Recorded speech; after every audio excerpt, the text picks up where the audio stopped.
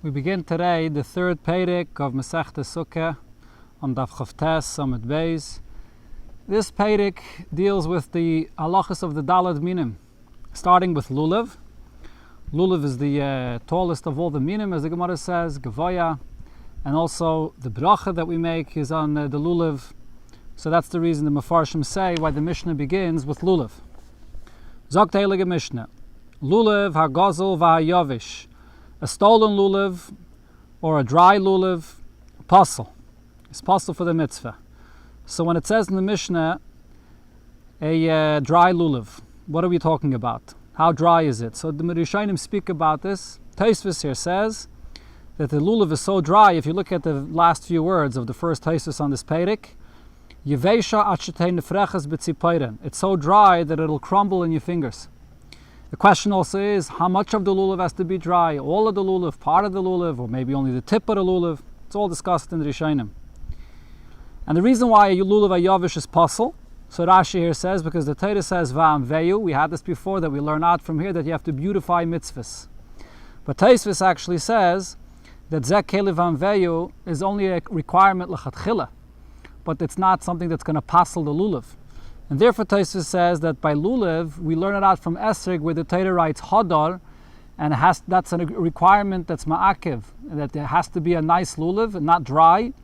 And the Mefarshim actually say that Rashi doesn't disagree. The only reason that Rashi brought Vam Veyu is as a source that we should compare lulav to Esrig, to learn out that the hadar of Esrig applies to lulav as well.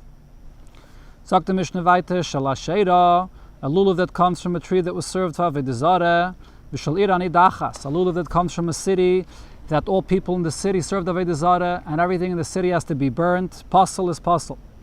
Avodah Zarah, the Gemara will explain why it's pasul. Iranidachas, Rashi here explains, as the Gemara says later, because a lulav has a certain shiur of what its minimum height is supposed to be, and a iranidachas, everything, all possessions of the city have to be burnt, and anything that's destined to be burnt is as if it's already burnt, and therefore it's pasul. Niktam Raishai, if the top of the lulav is cut off. Also, there's a few pshatim in this. Tosfos discusses this. Does it mean that the top of the lulav referring just to the top of the leaves at the tip of the lulav? Or does this refer to the top of most of the leaves of the lulav? So it's two opinions here in Tosfos. Nifritzu alav. Another case, if you have all the leaves of the lulav that were torn off, and Rashi says, even if you tied it back together to the lulav, pasul. So in these two cases, the lulav will be pasul. Nifredu alav, if the leaves of the lulav are spread out, they're not tied together to the spine, to the middle of the lulav, kosher. Then it'll be kosher. Rabbi Yehuda says, Yagdenu mulmayla. At the top, where they're spread out, you should tie it together, that it should be tied together. Tzine hara barzel, the lulavim that grow on Hara Barzel. It's some kind of a mountain that it's very rocky, and the lulavim that grow there don't have the long leaves that overlap one another. So they have shorter leaves, and therefore it's a much thinner lulav. It's not like the regular lulavim. Ksheiros, it's still kosher. Lulav sheyesh bei shloisha tfachim, a lulav that has the height of 3 tfachim, and the Gemara says this is the height of 3 tfachim besides an additional tefach that you need kedei lenanea by, to have that extra tefach on the top, higher than the haravis and the hadassim, to shake it. Kosher, that's the height of a lulav that will be kosher. So the Mefarshim point out, it's interesting that you have to add that extra tefach to be able to shake the lulav. The mitzvah of shaking the lulav is not even min ha-Torah, it's midrabanan. So why do you have to have that tefach, and only then does the Mishnah say it's kosher? So others say that it means kosher l'chatchila, or maybe others say from here is a raya, that mitzvah of shaking the lulav is actually a halacha l'maisha misinai, and therefore it is a requirement in the shiur of the lulav to be a three tefachim plus another tefach to shake with it. Sagt the Gemara, kapasik v'tani. The Mishnah says the halacha about the lulav hagozel and the lulav hayavish that are both pasul. Loishna b'yom tiv rishain. It doesn't matter if it's the first day of Yom Tiv. V'loishna b'yom tiv sheni. Doesn't matter if it's the second day of Yom Tiv. So the question here is as follows. When it comes to the halacha of a dry lulav, we understand why every day of Yom Tov it should be pasul. So now, before I learn the Gemara inside, there's a difference between the first and the other days of Yom Tov. The first day of Yom Tov is a mitzvah min ha-Torah. Lekachtem lachem b'yom harishain. The other days, there's no mitzvah min ha-Torah to have a lulav. It's just a takana midrabanan zeichel mikdash, because in the Beis Hamikdash, esmachtem lefnei Hashem v'lekeichem shivas yamim, the mitzvah is to take the lulav all 7 days. So, and outside the Beis Hamikdash, the other 6 days of Yom Tif is just a mitzvah midrabanan. So now, when it comes to Yavesh, we understand why this is a psul every day of Yom Tif, because hadar beinan. There's the requirement of hadar, that it should be a beautiful lulav that you learn out from Esrig. So just like that applies the first day, which is min ha-Torah, it applies to the rest of the days, which are only midrabanan, but Rabbanan are mesakin to fulfill the mitzvah the same way it's fulfilled min ha-Torah, that it should be a good lulav. Veleke, so if it's dry, you don't have hadar. Ela gazel, however, when it comes to this requirement that it should be your lulav and not a stolen lulav, which is learned out from this that it says lekachtem lachem, that has to be your lulav, as we had before in the Gemara. So bishlam yom tev rishon dichsiv lachem. So in the first day, that with the lekachtem lachem b'yom rishon. So there it says lachem, mishal lachem. So it has to be yours. Ela b'yom tev sheni, but on the second day and the rest of the days of yom tev, hamay loy. Why can't you use a lulav that's stolen? It's only midrabanan. So that requirement of the pasuk doesn't apply in the rest of the days of yom tev. So Taisus here questions, what's the simple pshat on this Gemara? Why, when it comes to Yavesh, is it so simple and obvious to the Gemara that just like the first day it says Hadar, the rest of the days Chachamim would require to have the same standard of a nice lulav, and when it comes to the requirement of that it should be yours and not Gazel, the Gemara is questioning this, that the first day that's a requirement and the rest of the days there's no reason why Chachamim should require this. So Taisvis answers here and says that there's a difference whether something is be'ikir halakicha. If you look towards the end of the page here in Taisvis, when there's something which is relevant for the ikar alakicha, for the very lulav itself, that it should be a proper lulav, not dry, it should be a nice, good lulav, that's something that the Gemara accepts, that the Chachamim instituted it should be the same as it is min ha-Torah, all days. However, when it comes to Gazel, which you have a lulav, you have a perfect lulav, Elamites missing this requirement of lachem, that's something the Gemara understands that the Chachamim would not institute that the rest of the days this drash of lachem should apply, or we should have the lulav to be similar to the first day of lachem. If so, the question is, what's the reason why all the other days lulav ha-Gazel is still possible? Amar Rav Yochanan mishum Rav Shimon ben Yochi. So Rav Yochanan says in the name of Rav Shimon ben Yochi, the reason is mishum da'avalei mitzvah ba ba'aveda. When you're taking a lulav that was stolen, the issue is that it's a mitzvah that comes through an aveda, through stealing it. And that's the problem. Not the pasuk lachem, but a mitzvah coming from an aveda. Shenemar, where do we see this concept of mitzvah ba'aveda? There's a pasuk that says regarding karbonis. Ve'evesem gazel v'sapiseyach v'sachayla. You bring a carbon which is stolen, or a lame animal, or a sick animal. So the pasuk here is giving different examples of animals that are not accepted for a carbon. So we compare one to another. Gazel dumye de piseyach. We compare the stolen animal to an animal which is lame. Ma piseyach les leitakanta. Just like a lame animal is a balmum, and this is an animal that has a permanent blemish and it could never be used for a carbon. Av gazel, same thing is also with a stolen carbon, les leitakanta. There's no way it could ever be used for a carbon. It's a mitzvah baba veda. As the Gemara is going to explain right now how we know that that's the issue here. Leishna lifnei yish. It doesn't matter when you stole a carbon, you stole an animal, and you want to bring it as a carbon. It doesn't matter if it's before the Yush or after Yush. So as Rashi here brings from the Gemara in Baba Kama, and you have it in Baba Metzia in many places, the concept of Yush is after you steal something, and the owner is aware of this, and he gives up. The language that the person said was Vaile lechasarin kis, that he's giving up for the loss and he's not expecting to get it back. So the halacha of Yush is it creates a kinyan, that now the Gazlan acquires the object that he stole. It's to pay back obviously the value, but the object itself becomes his. Yush is kaina. But here we say that if you have an animal that you stole, it doesn't matter if there was Yush and therefore there's a kinyan, or there was no Yush and there's no kinyan, it's not yours. Either way it can't be brought as a carbon. So now, from here we see the concept of mitzvah baba veda. Why? The fact, we understand why. The fact is that before Yush, it can't be brought as a carbon, because Adam ki yakriv mikem amar achmana. The Torah says that the carbon you brought has to be from you, meaning it has to be yours. V'lav dideyu. If it's a stolen carbon, it's not yours. But if you're bringing it after the owner was miyayish, and yish creates a kinyan, so now it's yours. So how can you be yish? You acquired it with yish. There's actually a big argument about this in the Gemara in Baba Kama and Perik Merubah, whether yish itself is kaina or not. Here the Gemara is simply saying that yish alone is kaina. We'll see soon here, even on Amud Beis, the Gemara says that yish alone is not kaina. Tosfos here says that there are others that add to the girsa, not yish is kaina, but the Gemara they just simply say hakanye, but not be yish, because over here there's actually something additional to yish. There's the yish, but there's also the fact that you're makdish the behema. Once you're makdish the behema, so it changes ownership. It goes into a new possession of hektish, and that's an added thing of shini rishus, change of possession, that completes the kinyan. It's not the yish alone. Either way, the point is that if there was yish, and perhaps also shini rishus, so then now it's yours. So what's the issue of bringing it as a carbon? It's mikem. So the reason is mishum dahavale mitzvah ba b'aveda. The issue is that this is a mitzvah that comes through an aveda, that you stole it, and therefore it's not a kosher carbon. So this is the source for mitzvah ba b'aveda that applies here. We had it, I mentioned it before, b'negei to Sukkah, and we'll see later in the Gemara as well. The Gemara brings another source for mitzvah ba b'aveda. Vam Rabbi Yochanan b'shem Rab Shimon ben Yochi. Mai dechsev, it says in the pasuk, ki ani Hashem oyev mishpat.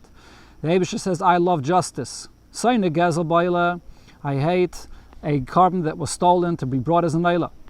Mashal lemelech basa v'dam. The analogy of a king of flesh and blood, shaya oiva beis hameches. He was passing the house where they collect the taxes. Amal avodav, he tells his servants, tnu meches l'meichsim, pay the taxes. Or maybe this refers to a toll. He was passing a toll going on the bridge or something. So he says, pay the toll. Amrulai, so they said to the king, v'ale kol hameches kuli shalchahu. All these taxes are being collected for you, so we have to pay when we pass through. So the king responded and explained, Mimenu yilmadu kol ovrei drachim. Let everybody learn from me, all other passers-by should learn from me, and they shouldn't run away, they shouldn't try to avoid paying the toll, the tax. The Eibusha also says, Ani Hashem soine gezel ba'ila. I hate a carbon that's stolen and it's brought as an eila. Even though everything belongs to the Eibusha before and after. But nevertheless, mimeni yilmadu banai. My children should learn from me, v'yavrichu atzmam min hagezel. They should avoid stealing anything. So therefore, a mitzvah, ba b'aveda, if you stole it, even after you akain it, it's still can't be brought as a carbon. It's menami. We learned also regarding the pshat in the Mishnah. Omer abami yavish pasel. The reason why a lulav that's dry is pasel mipnei shein hada. It's not a beautiful lulav. And gazel is pasel mishum davalei mitzvah ba b'aveda. So he said this exact reasoning. Upliege the Rabbi Yitzchak. However, this pshat in the Mishnah argues on what Rabbi Yitzchak said.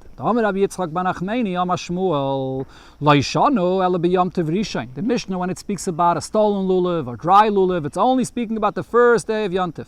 Then it's a chiv min ha-teireh, then a stolen or dry lulav is possible. Aval b'Yontif sheni, but on the second day of Yontif, mitaych sheyetze b'shol, since you can use a borrowed lulav, because the lachem does not apply then, so yetze nami b'gazel. You could also use a stolen lulav.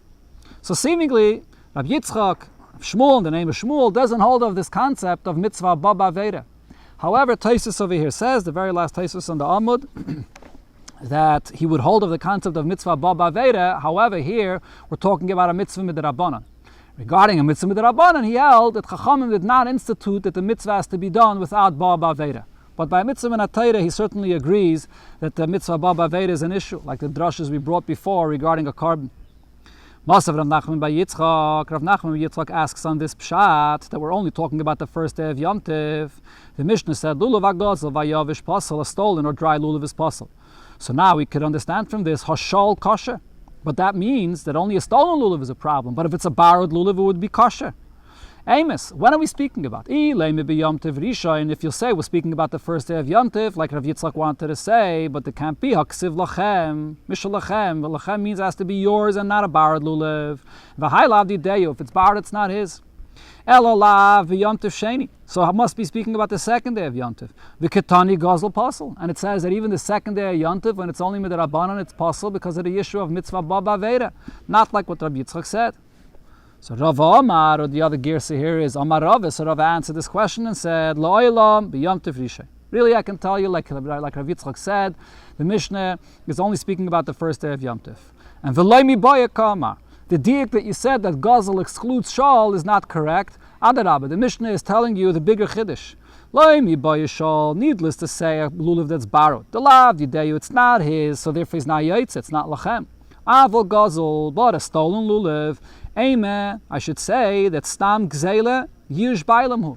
Stam, a plain robbery. We're talking over here about an open, direct robbery. So this is a case where even if you didn't hear the owner say anything, you could assume that the owner gave up hope.